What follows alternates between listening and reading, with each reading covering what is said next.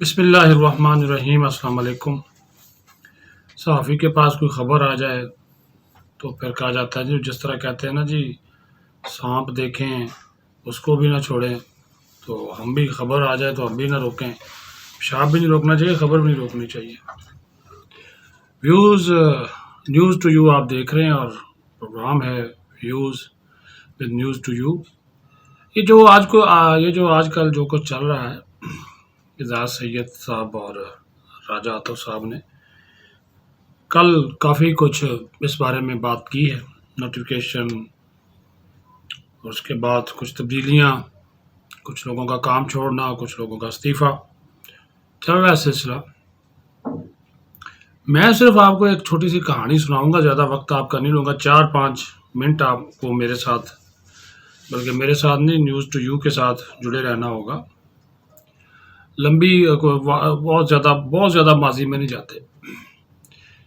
میاں نواز شریف سے اس تمام تر صورتحال جو اس وقت صورتحال پیدا ہوئی ہے، میاں نواز شریف سے کسی نے پوچھا کہ جب آپ وزیر اعظم تھے تو آپ کے دور میں کتنے D G I S I لگے؟ تو انہوں نے کہا کہ 2۔ اچھا، انہوں نے کہا جی وہ کون کون تھے؟ انہوں نے کہا جی ایک تو لیفٹیننٹ جنرل رضوان اور دوسرے تھے نوید مختار۔ ٹھیک ہے، تو میاں صاحب سے پوچھا گیا کہ آپ نے ان دونوں کی تعیناتی کس طرح کی، کیا کوئی سمری آئی تھی، کوئی نوٹیفیکیشن ایشو ہوا تھا؟ تو انہوں نے کہا کوئی سمری نہیں آئی، کوئی نوٹیفیکیشن میں نے جاری نہیں کیا۔ تو وہ جو سوال کرنے والا تھا اس نے پوچھا کہ تو پھر آپ نے کیا کیا؟ اس نے کہا کوئی نہیں، یہ army chief general Raheel Sharif اس وقت تھے، تو میرے پاس وہ آئے اور انہوں نے آ کر کہا کہ جو میرے پاس آئے اور انہوں نے آ کر کہا کہ آ جائے، اور یہ ایک سلسلہ جو شروع کیا ہے اس میں انہوں نے کہا کہ ہم مشاورت کر لیتے ہیں۔ مجھے انہوں نے بتایا کہ وہ نوید مختار کو D G I S I لگانا چاہ رہے ہیں، اور یہ آپ سے اس سلسلے میں مشاورت کرنی ہے کوئی۔ انہوں نے کہا یہ سب زبانی ہو رہا تھا، کوئی ان رائٹنگ نہیں تھا۔ تو میں نے ان سے کہا ٹھیک ہے، اگر آپ ان کو بہتر سمجھتے ہیں تو ان کا بایو ڈاٹا جو تھا وہ سارا میرے سامنے رکھا کہ یہ ان کی خدمات ہیں اور یہ اچھے رہیں گے۔ اس کے بعد جب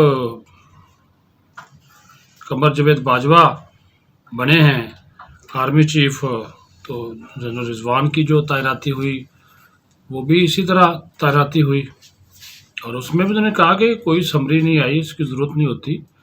تو میں نے اس وقت بھی ان سے یہ کہا کہ ٹھیک ہے، آپ کا ایک فیصلہ ہے، آپ بہتر سمجھتے ہیں تو آپ ان کو کر لیں، تو وہ کر لیا گیا۔ اگر کوئی نوٹیفیکیشن اس وقت ہوتا تو اب تک وہ جاری ہو چکا ہوتا، کوئی نوٹیفیکیشن اس وقت بھی جاری نہیں ہوا۔ جو روایات چلی آ رہی ہیں اس کے مطابق انہوں نے کنسلٹیشن لازمی کی، آگاہ کیا، کیونکہ چیف ایگزیکٹو ہے ملک کے، اور آئی ایس آئی کا جو چیف ہے وہ براہ راست ان کے انڈر ہوتا ہے، تو وہ انہوں نے لگا دیا۔ اب اس ساری کہانی کو یہ ایک ملک کا سابق وزیر اعظم جو کہ سارے پروسیس سے گزرا ہوا ہے وہ آپ کو بتا رہا ہے۔ تو ابھی بھی یہی ہوا۔ نواز شریف کے مقابلے نے کہا کہ عمران خان ضد کر رہا ہے، یہ خواہ اس معاملے پہ اپنے آپ کو سیاسی شہید بنانا چاہتا ہے۔ اس میں کوئی آئین، کوئی قانون، کوئی اتنا بڑا چیز نہیں ہوتی، رولز آف بزنس ہیں یا روایات ہے، اس کے مطابق چلنا پڑتا ہے۔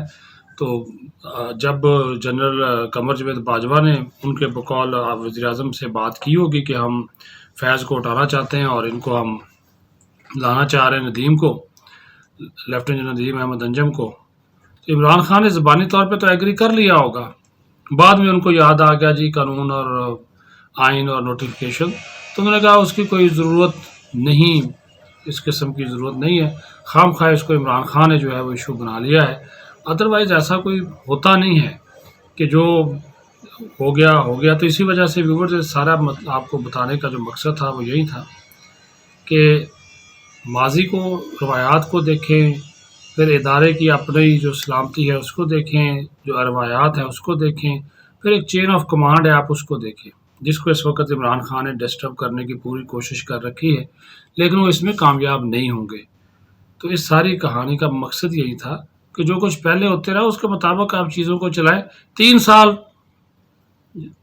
تو پھر انہوں نے کہا نا کہ 3 سالوں کے دوران انہوں نے بھی 2 DGI لگائے۔ آصم منیر کا نوٹیفکیشن کہاں ہے؟ فیض کا نوٹیفکیشن کہاں ہے؟ جنرل فیض کا نوٹیفکیشن کہاں ہے؟ وہ تو عمران خان نے لگائے تھے نا۔ تو اس وقت یہ ساری چیزیں سمری اور نوٹیفکیشن کو کیوں یاد نہیں آیا؟ اس وقت تو وہ اسی طریقے پہ چلے جو نواز شریف نے اپنایا تھا، جو زرداری نے، یوسف زرداری نے اپنایا تھا۔ تو خان صاحب آپ خود ہی اپنی اداؤں پہ ذرا غور کریں اور اس معاملے کو حل کرنے کی کوشش کریں۔ اپنا خیال رکھیں، بہت شکریہ۔